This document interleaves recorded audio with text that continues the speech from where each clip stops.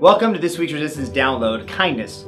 As I've talked to you guys quite a bit about Ethiopia, obviously wearing my Ethiopian jersey, and just got back from there about a month ago, I really was impacted by a couple of things, and one of them that really hit me was something real simple: kindness. As we were going throughout Ethiopia, people were so kind. They were so caring. They were so considerate. They were always asking if they could help. They were always willing to host. One of the things that's really popular and common in the Ethiopian culture is coffee ceremonies. So every time we went to someone's house for the first time or visited someone we didn't even know, they performed a coffee ceremony for us. And we sat down and they prepared the coffee and they roasted it and they ground it with a pedestal grinder, and then they would put it in a coffee pot and they would take it from there and they would brew it, and then they would give us popcorn, and they wanted to have conversation and relationship. They wanted to get to know us, and there was this kindness that was really refreshing. You know, we don't see that sometimes in our American culture, because what happens? We come home, and if we live in a house, the garage door goes up, the garage door goes down. We go inside, we don't see anybody. We come back out, the garage door goes up, the garage door goes down, and we leave again. And we don't really go out of our way sometimes to get to know people that maybe we haven't got to know in the past. And one thing that I've really been struck with is how many times the Bible talks about kindness. How it talks about that we're supposed to be hospitable to each other, especially believers to believers, and then also just to people in general. There's a really powerful passage of scripture that kind of highlights this, and I'm going to share a little story at the end that really kind of shows this. This Coke bottle, by the way, was one of the continuous things we were given and offered, was something to drink and that was refreshing whenever we had a coffee ceremony.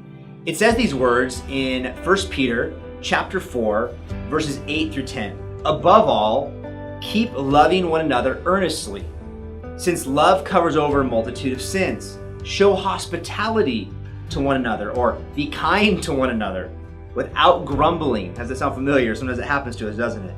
As each has received a gift, use it to serve one another as good stewards of God's varied grace.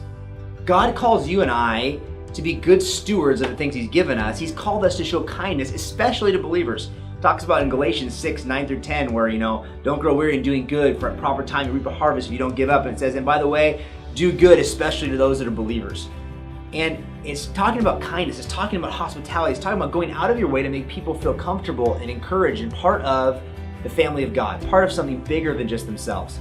And I really want to challenge you this week. Maybe there's some people around you that are kind of left out. There are people that don't get taken care of, there are people that people kind of ignore. Maybe get out of your comfort zone, invite somebody over to dinner at your house, invite another family over to come over and hang out with you, invite a friend to go out and eat, and build some relationship. Do something that's uncomfortable for you, that costs you something.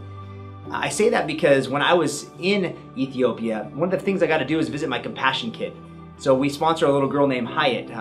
She lives in Ethiopia, in Addis, and we've been sponsored for a while, and we were able to go visit her, and I was able to meet her, and one of the neatest things happened. We got to go visit her home.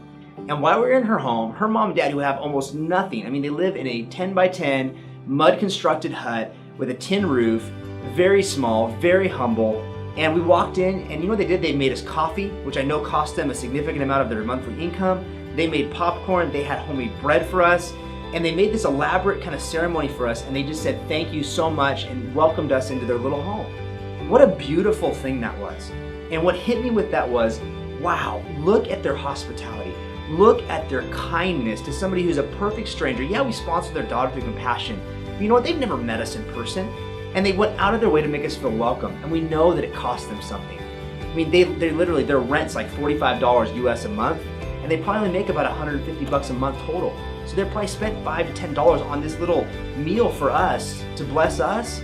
And that's such a sacrifice for them. So I want to just encourage you, what sacrifices might God ask you to make other people around you feel His kindness, to feel accepted, to feel part of the family of God? I know it's been humbling to me. It's reminded me of my need to invite people over and to go out of my way to make people feel welcome and loved. So I pray that you'll take this to heart. Think about it this week, how you can maybe do that for somebody else around you and really show Jesus in the process. I love you and believe in you. Remember, we're all part of the family of God together. I look forward to seeing you next week.